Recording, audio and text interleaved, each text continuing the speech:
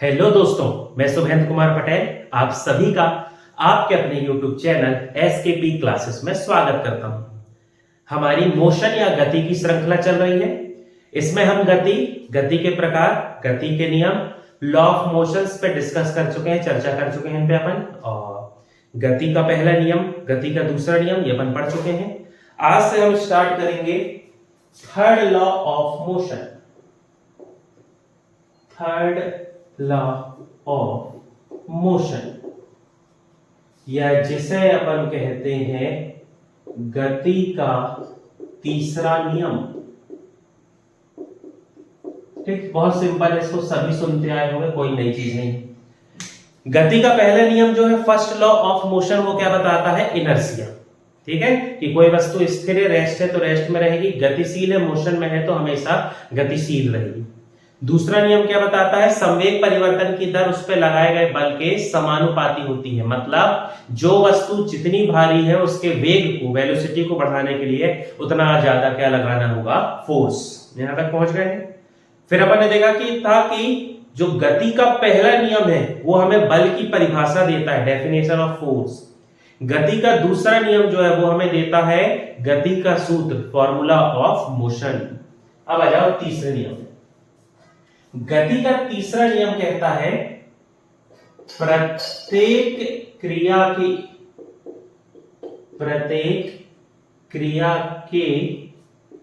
बराबर तथा विपरीत प्रतिक्रिया होती है।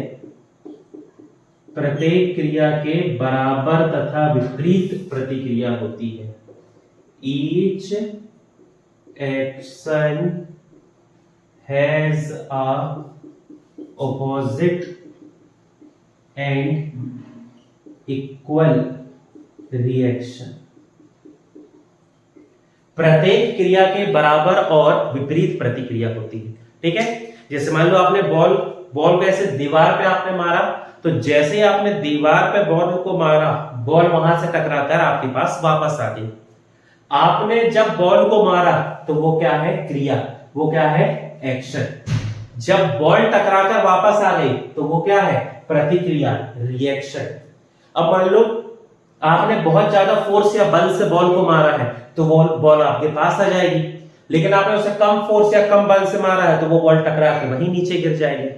ठीक है, तो प्रत्येक क्रिया के बराबर और विपरीत हमेशा क्या होती है? प्रतिक्रिया। बराबर हर बार सही नहीं होती, बराबर नहीं हो पाती, उसका अपन कारण अभी थोड़ी देर से समझ रहे हैं, लेकिन विपरीत प्रतिक्रिया हमेशा होती है। जैसे मान लो अपन ये पृथ्वी की सतह पर खड़े हुए हैं। अपन जब पृथ्वी सतह पर खड़े हुए हैं तो अपन जानते हैं कि पृथ्वी प्रत्येक वस्तु को नीचे खींचने के लिए एक फोर्स या एक बल लगाती है। लेकिन ऐसा तो नहीं ना कि अपन नीचे ही जाते जा रहे हैं, अपन तो अपनी जगह पर खड़े हुए हैं। ऐसा इसलिए क्योंकि इस फोर्स या इस बल को संतुलित करने के लिए हमारा शरीर ऊपर की ओर एक फोर्स या एक बल लगा रहा है, जिसे कहा जाता है रिजल्टेंट फोर्स, या जिसे अपन क्या कहते हैं? परिणामी बल। ग्रेविटेशन, गुरुत्वाकर्षण में डिटेल में पढ़ेंगे। ये जो R और F है ये हमेशा बराबर है, इक्वल है हमेशा, इसलिए अपन सतह पर खड़े हुए हैं। जिस दिन F की वैल्यू ज्यादा हो जाएगी अपन नीचे चले जाएंगे, जिस दिन R की वैल्यू ज्यादा हो जाएगी हवा में उड़ने लगेंगे। लेकिन ऐसा नहीं होगा, क्योंकि प्रत्येक क्रिया के बराबर और विपरीत क्या होती है? प्रतिक्रिया। ठीक है, मान लो अपन ग्राउंड से, मैदान से कूद रहे हैं, तो कूदने के लिए अपन ने ऐसे फोर्स लगाया नीचे, अपने शरीर में उसके ऑपोजिट लगाया, इसलिए अपन क्या हो गए? हवा पे आ गए। बहुत सारी जगह आप देखते होंगे कि जैसे आपने देखा होगा बंदूक की गोली चलाते हैं, तो जैसे ही गोली चलाते हैं तो ये जो कंधा होता है या जो हाथ है ये पीछे हो जाता है। ठीक है, फिर आपने देखा होगा कि नाव जैसे खड़ी हुई है, सतह पर नाव लगी हुई है, उससे कूदकर आप जमीन में आते हैं, तो जैसे ही उससे कूदते हैं तो नाव थोड़ी सी पीछे हो जाती है। देखा होगा। तैरने के लिए अपन जब स्विंग करते हैं, तैरने के लिए अपन फोर्स लगाते हैं, फोर्स लगा रहे हैं अपन पीछे की तरफ और अपना शरीर जा रहा है आगे की तरफ। तो जब भी कोई क्रिया होगी तो उसके विपरीत क्या होती है? हमेशा प्रतिक्रिया। अब बात आती है यहां पर कि हमेशा बराबर होगी कि नहीं, तो उसके लिए लॉजिक समझेंगे।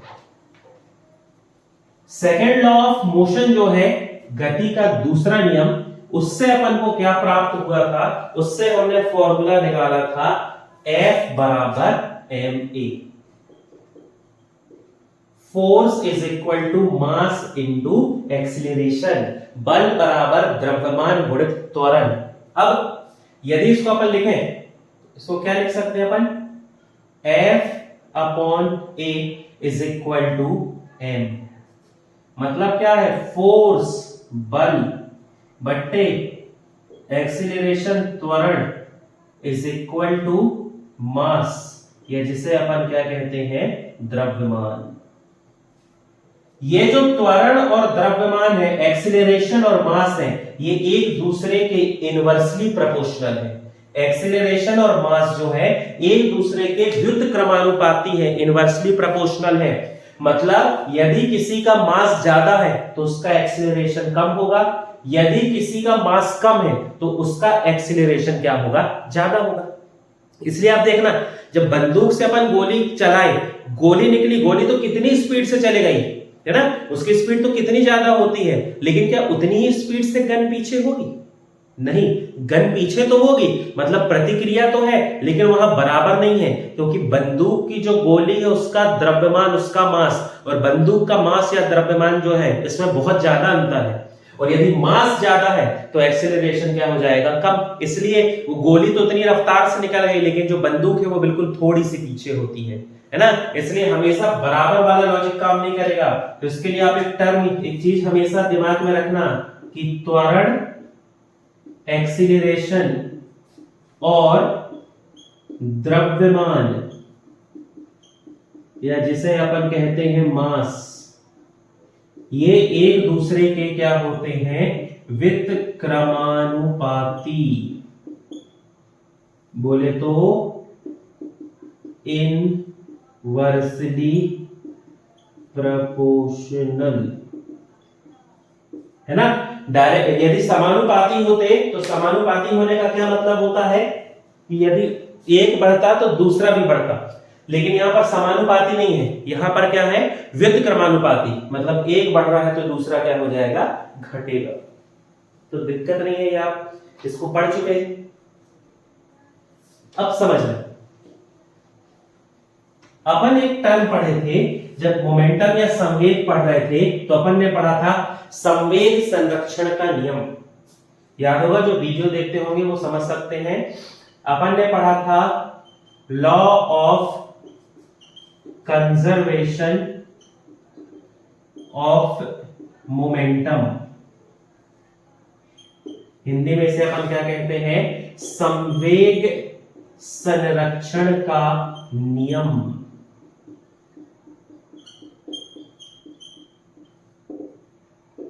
ठीक है।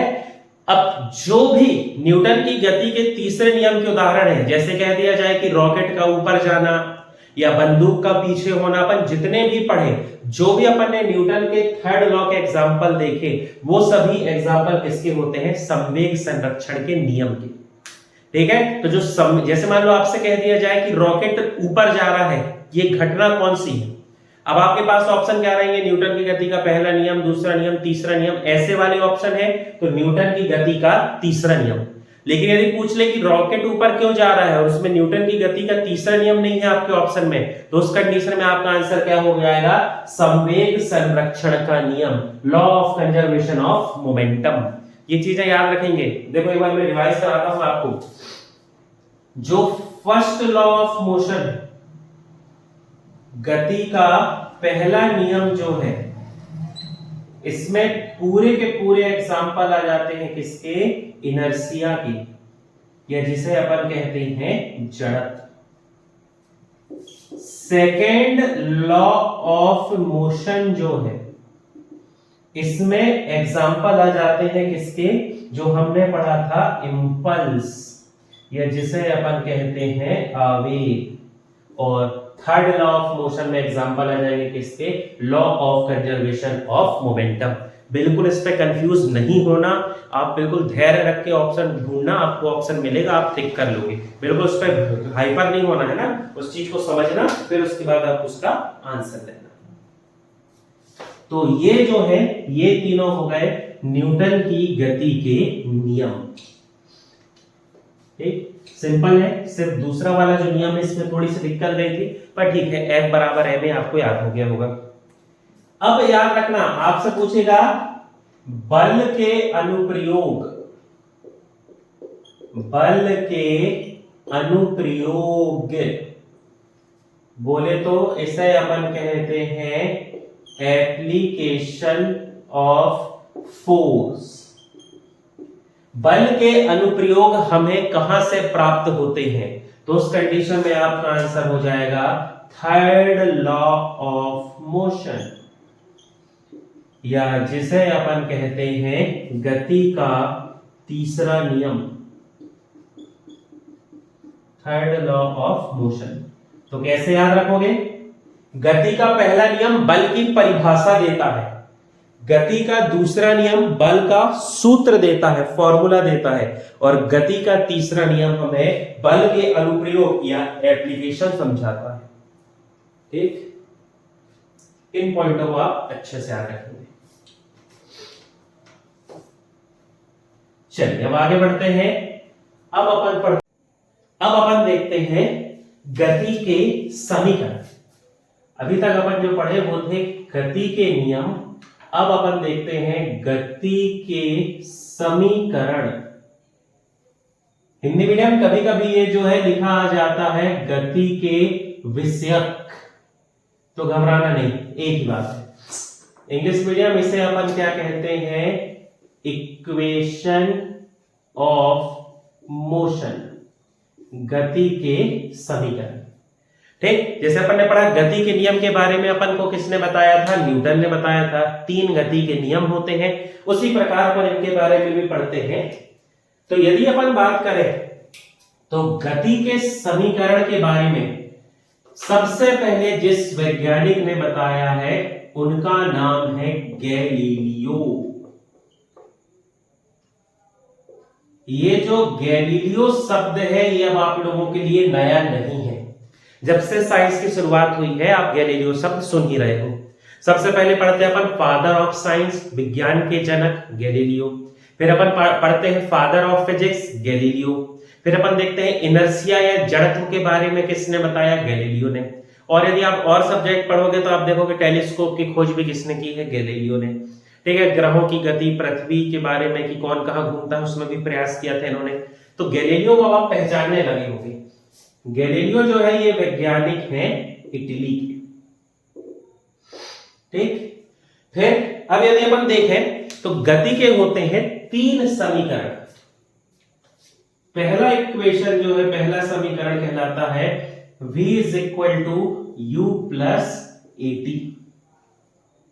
सेकेंड इक्वेशन को हम कहते हैं s is equal to ut plus half a t square.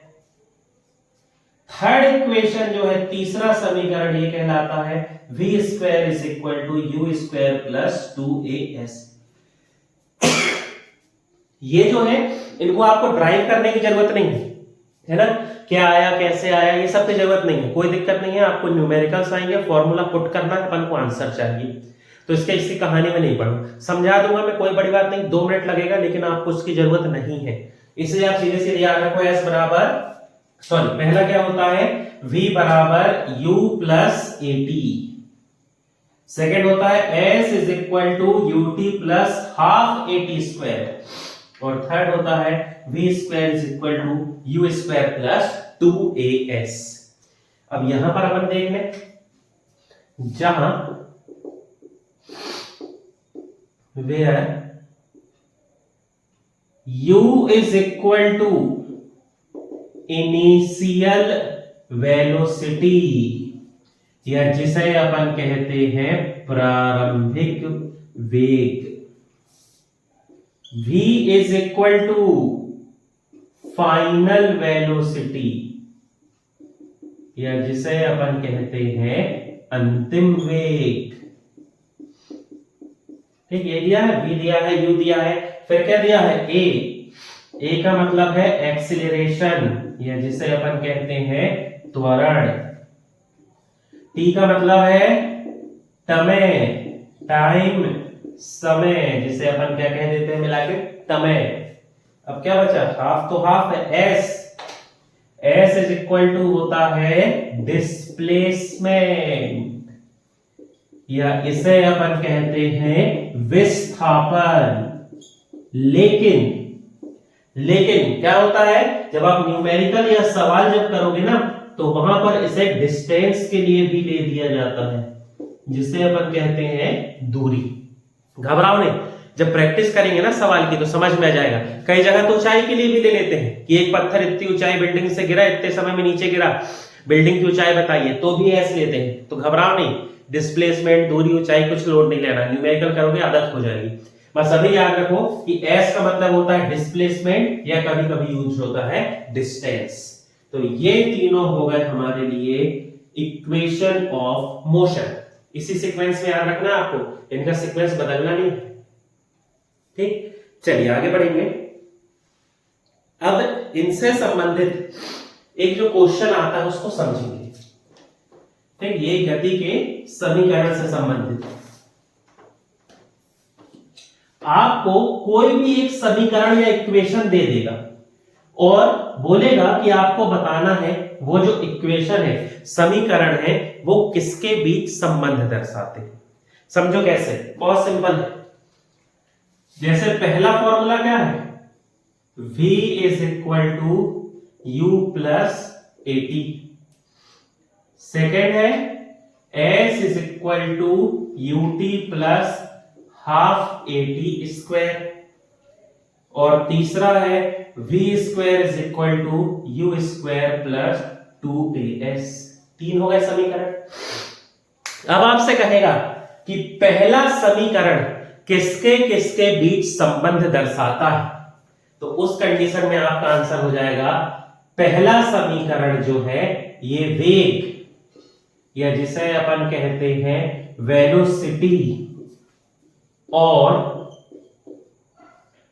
Time, समय के बीच संबंध दर्शाता है, के बीच संबंध दर्शाता है, ठीक। बिल्कुल एक बार समझ लो, उसके बाद मैं एक तरीका बताऊंगा आपको याद करने का। बहुत सिंपल है, बहुत आसानी से आपको उसमें याद हो जाएगा। मैं उस तरीके को आपको बताता हूं। अब यदि अपन बात करते हैं दूसरे समीकरण की, तो दूसरा समीकरण जो है ये संबंध बताता है किसमें, डिस्प्लेसमेंट, बोले तो विस्थापन, और समय, टाइम, समय के बीच संबंध दर्शाता है।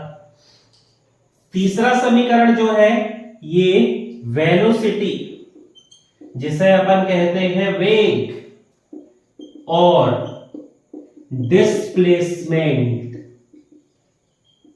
विस्थापन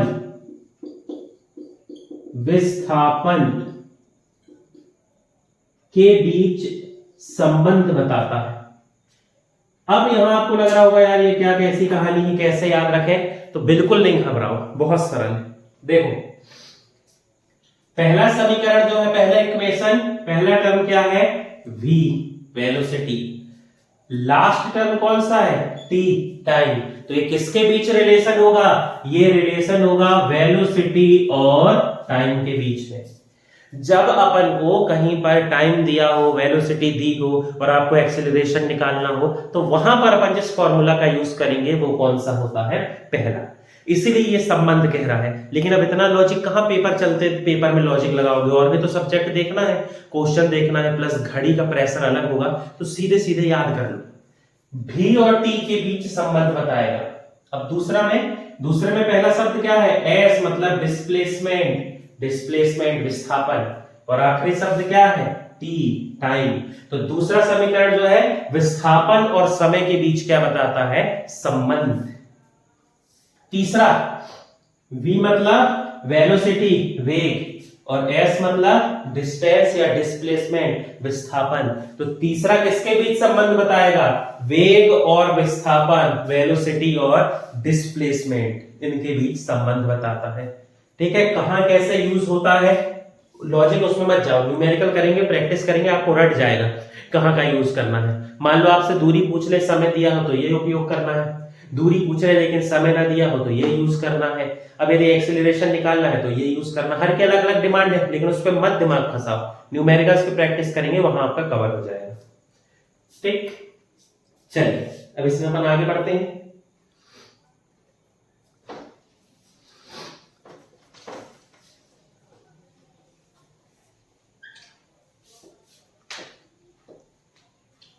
अब देखो एक कंडीशन समझो, यदि कोई चीज हॉरिजॉन्टल या जिसे अपन कहेंगे क्षैतिज रूप से गति कर रही है, यदि कोई चीज क्षैतिज रूप से हॉरिजॉन्टल ऐसे अपने जो है इस एक्सिस पे जा रही है, मान लो ये अपने पास कुछ है जो इस एक्सिस में गति कर रहा है, तो इसकी कौन सी गति हो जाएगी, क्षैतिज, हॉरिजॉन्टल। अब जब क्षैतिज है तो फॉर्मूला क्या है अपने, v is equal to u plus a t, s is equal to u t plus half a t square, और v स्क्वायर बराबर यू स्क्वायर प्लस 2as। सब सही है, सही चल रहा है। अब एक कंडीशन आती है, उसको समझो। एक यहां पर अपन टर्म यूज करते हैं, जब ये हॉरिजॉन्टल या क्षैतिज जाएगा तो एक शब्द उपयोग होता है जिसे अपन कहते हैं मंदक। ठीक, मंदक मतलब नाम से ही समझ गए होंगे, मंद हो जाना, धीमा हो जाना, रुक जाना। ठीक है, इसे अपन क्या कहते हैं, रिटार्डेशन। रिटार्डेशन या इसे कहा जाता है मंदक। जैसे ये जो बस है ये सीधे सीधे जा रही है, एक वो जा रही है, सीधे चल रही है हॉरिजॉन्टल या क्षैतिज, तो वो उसका त्वरण है। लेकिन जैसे ही हम ब्रेक मारते हैं और बस रुकने लगती है, तो जब बस रुकने लगी तो उसका जो एक्सीलरेशन है, त्वरण है, वो नकारात्मक हो गया, उसका जो त्वरण है वो क्या हो गया, नेगेटिव हो गया। और जब एक्सीलरेशन या त्वरण जो है, एक्सीलरेशन जब नेगेटिव हो जाए, मतलब त्वरण जब कम होने लगे, तब उसे अपन क्या कहते हैं, मंदक। मतलब त्वरण का कम होना। जैसे ब्रेक लगा रहे हैं, चलते चलते एकदम से रुक गए, कोई चीज जा रही थी वो कहीं पर टकरा गई, कोई चीज ऊपर से आई नीचे गिर गई, जब एकदम से चलते चलते उसका एक्सीलरेशन या त्वरण जो है वो कम होने लगे, कम होने लगेगा, तो वो अपन क्या कहते हैं, मंदक। अब इस मंदक की स्थिति में क्या होता है ये समझना। जब सीधे सीधे जा रहा है तो उसको अपन क्या कह रहे हैं, एक्सीलरेशन, त्वरण।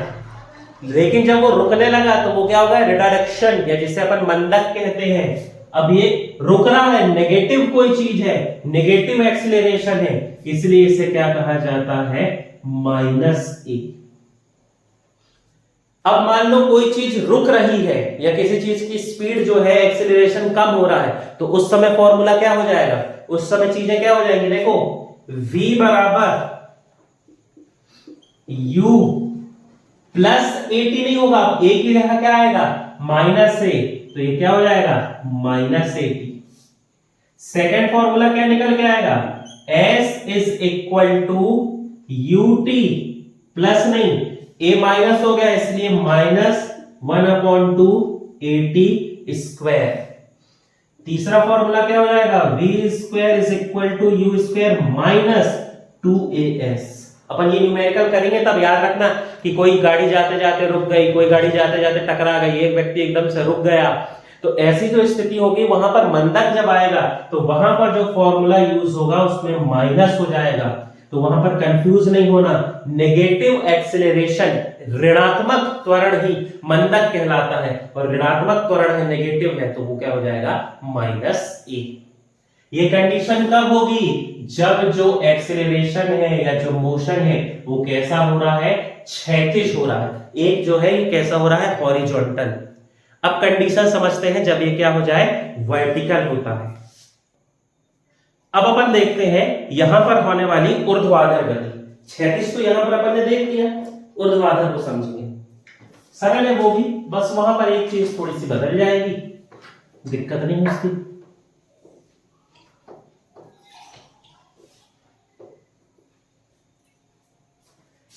चलिए ऊर्ध्वाधर या जिसे अपन कहते हैं वर्टिकल,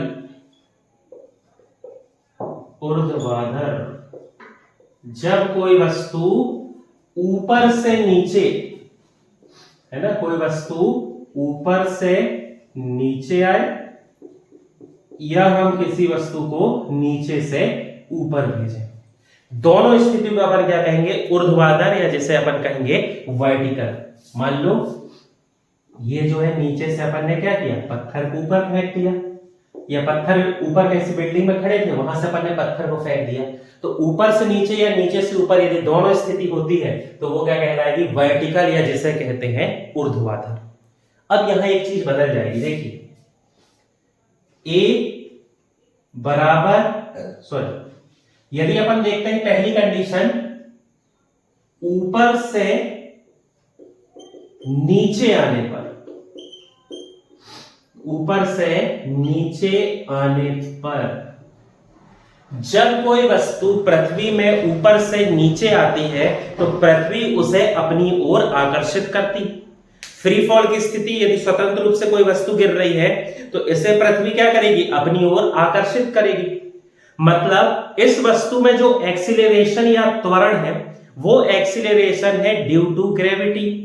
ये जो त्वरण है ये गुरुत्व के कारण है, और यदि ग्रेविटी गुरुत्व के कारण है तो ए की जगह यहां पर क्या हो जाएगा, जी अपन ग्रेविटेशन में बहुत अच्छे समझेंगे, बिल्कुल नहीं घबराओ।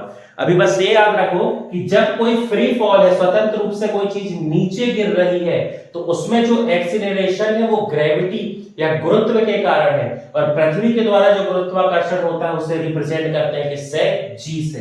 तो फॉर्मूला क्या हो जाएंगे यहां पर अपने, v बराबर u प्लस, अब a की जगह क्या रखेंगे अपन, gt।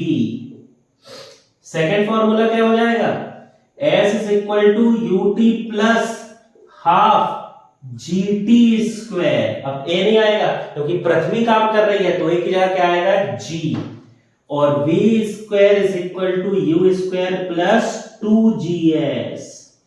ये कंडीशन होगी कब, जब कोई वस्तु ऊपर से नीचे आ रही है। ये बहुत अच्छे से याद रखना, वस्तु कहां आ रही है, ऊपर से नीचे।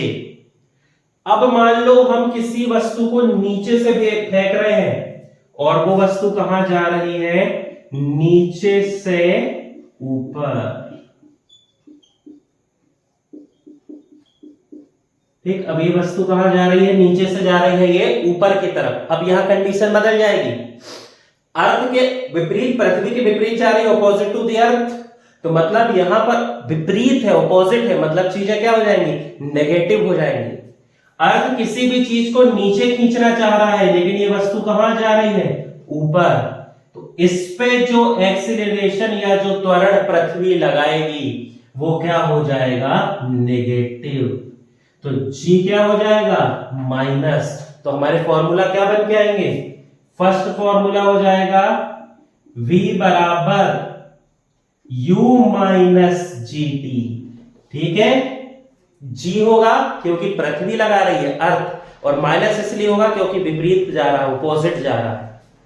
सेकंड क्या हो जाएगा, s is equal to ut minus half gt square, g हो जाएगा माइनस रहेगा, और थर्ड क्या हो जाएगा, v square is equal to u square minus 2gs।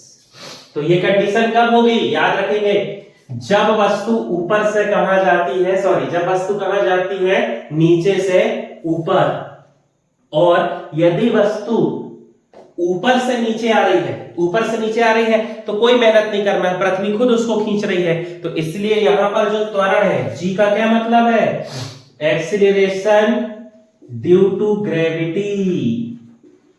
Hindi में इसे अपन क्या कहते हैं, गुरुत्वीय त्वरण। डिटेल से पढ़ेंगे ग्रेविटेशन में, इसकी वैल्यू क्या है, कैसी क्या कहानी है, वैल्यू कैसे निकलती है, कब काम करता है, कहां कितना लगता है, सब पढ़ेंगे पर ग्रेविटेशन में। अभी मैंने आपको इसलिए इससे टच कराया क्योंकि अपन न्यूमेरिकल्स करेंगे, और न्यूमेरिकल्स में इसकी जानकारी अपन को होना चाहिए। तो जब क्षैतिज जा रही है, हॉरिजॉन्टल या क्षैतिज जा रही है, तो उसमें होता है एक्सीलरेशन a, और यदि वो रुक रही है, नेगेटिव एक्सीलरेशन है, उसे मंदक कहते हैं, जो हो जाता है माइनस। यदि वस्तु ऊर्ध्वाधर है, वर्टिकल है, मतलब ऊपर से नीचे या नीचे से ऊपर, तो ए के स्थान पर क्या आएगा, जी, क्योंकि उस पर जो एक्सीलरेशन है वो पृथ्वी लगा रही है, गुरुत्वीय त्वरण है, एक्सीलरेशन ड्यू टू ग्रेविटी। यदि नीचे जा रही है मतलब पृथ्वी अपनी ओर एक्सीलरेशन लगा रही है, तो वो क्या रहेगा, पॉजिटिव। लेकिन यदि वस्तु ऊपर जा रही है तो पृथ्वी क्या गैस जा रही है, अपोजिट जा रही है, तो उसमें लगने वाला एक्सीलरेशन क्या हो जाएगा, माइनस। ये फॉर्मूला होते हैं, अपन को हर परिस्थिति पे याद रखना है। जैसे आपसे कह दिया जाए कि किसी पत्थर को किसी बिल्डिंग से ऊपर से फेंका जाता है, पत्थर 8 सेकंड में नीचे आ गया, भवन की ऊंचाई बताएं। या आपसे कह दिया जाएगा कि भैया एक भवन की ऊंचाई, छत पे पत्थर फेंक के मारा गया, और छत पे जब पत्थर फेंक के मारा गया तो उस पत्थर को जाने में 10 सेकंड लगे, ऊंचाई बताएं। तो ऊपर नीचे की स्थिति में आपको याद होना चाहिए, तब अपन सवाल कर पाएंगे। ठीक, तो सवाल को करने के लिए मैं किसी और प्रकार की तकनीक को लाने की कोशिश कर रहा हूं कि अपन जल्द से जल्द न्यूमेरिकल्स भी चालू कर रहे हैं, है ना।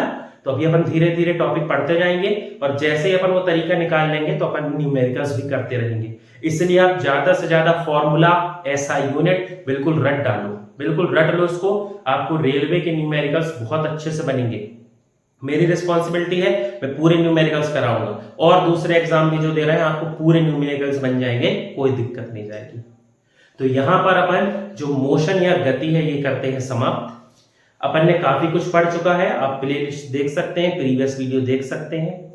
चैनल से संबंधित जानकारी के लिए हमारे चैनल से जुड़े रहें, पढ़ते रहें, बढ़ते रहें। बहुत बहुत धन्यवाद।